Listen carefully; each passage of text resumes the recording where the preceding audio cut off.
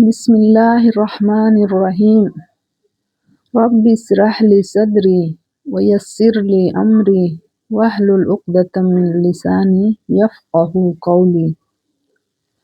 آج میں بات کروں گی ان بدنصیب بھائیوں کی جو بڑھاپے کی عمر کو پہنچ چکے ہیں، بڑی بڑی بیماریوں میں گھرے ہوئے ہیں، مگر ان کو اتنی بھی توفیق نہیں ہوتی کہ اپنی غلطیوں کو سدھاریں۔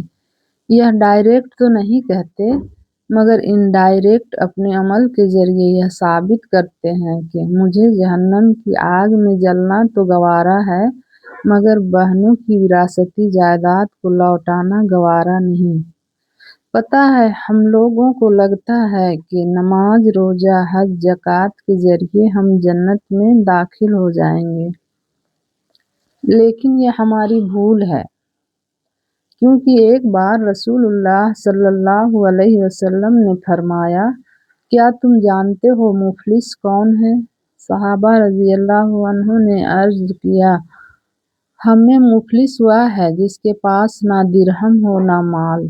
آپ صلی اللہ علیہ وسلم نے فرمایا، میری امت کا مفلس وہ ہے جو قیامت کے دن نماز، روزہ، زکوٰۃ لے کر آئے گا، لیکن اس نے کسی کو گالی دی ہوگی، کسی پر تہمت لگائی ہوگی، کسی کا مال ہڑپ گیا ہوگا، کسی کا خون بہایا ہوگا اور کسی کو مارا ہوگا۔ پس اس کی نیکیاں ختم ہو جائیں گی، جبکہ اس پر حقوق باقی ہوں گے، تو ان لوگوں کے گناہ اس پر ڈال دیے جائیں گے، پھر اسے جہنم میں ڈال دیا جائے گا۔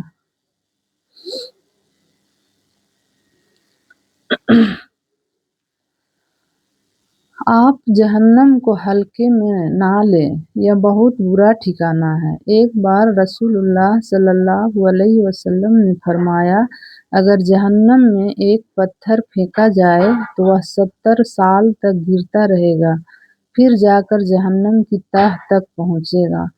آپ بڑھاپے میں اپنے بیمار جسم کے ساتھ آنکھیں بند کر کے اپنی اندھیری کوٹری میں اس جہنم کی گہرائی کو محسوس کیجیے۔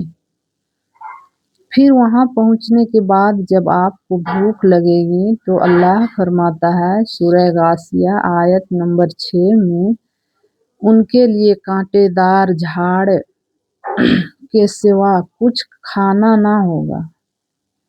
پھر سورہ حاقہ آیت نمبر 36 میں اللہ فرماتا ہے، آج یہاں ان کے لیے پیپ کے سوا کوئی کھانا نہیں۔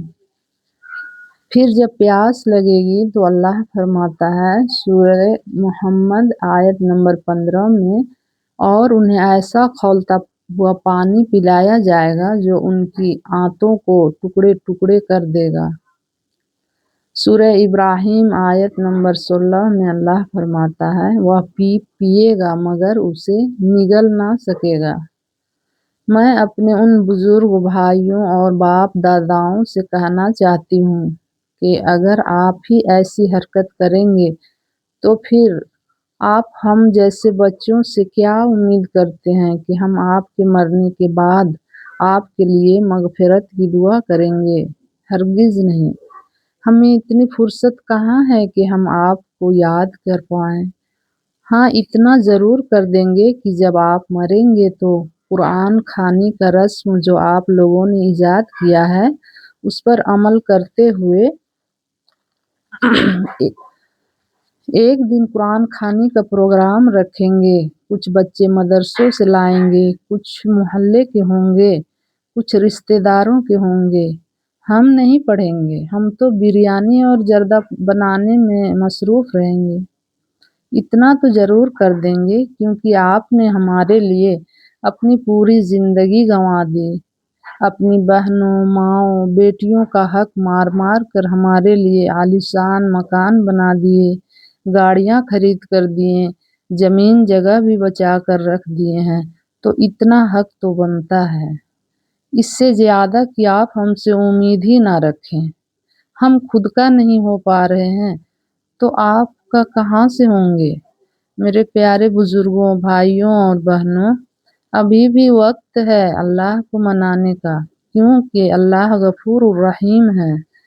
قرآن میں اللہ فرماتے ہیں سورہ تحریم آیت نمبر 8 میں، اے ایمان والو اللہ کی طرف سچی توبہ کرو، اور ایک جگہ فرماتے ہیں سورہ بقرہ آیت نمبر 222 میں، بے شک اللہ توبہ کرنے والوں سے محبت کرتا ہے۔ رسول اللہ صلی اللہ علیہ وسلم نے فرمایا، ہر انسان خطا کار ہے اور بہترین خطا کار وہ ہیں جو بار بار توبہ کرتے ہیں۔ ابن ماجہ کی ایک اور حدیث ہے، گناہ سے توبہ کرنے والا ایسا ہے جیسے اس نے گناہ کیا ہی نہ ہو۔ اللہ اپنے بندے کی توبہ اس وقت تک قبول کرتا ہے جب تک جان حلق تک نہ آ جائے۔ اللہ ہم سب کو سچی توبہ کرنے کی توفیق دے، آمین۔ آخر میں آپ سب سے دردمندانہ اپیل کرتی ہوں کہ بولنے میں اگر مجھ سے کہیں بھول چوک ہوئی ہو تو معاف کر دیجیے گا، اور بتا بھی دیجیے گا کہ کہاں پر غلطی ہوئی، کیونکہ میں زیادہ پڑھی لکھی نہیں ہوں۔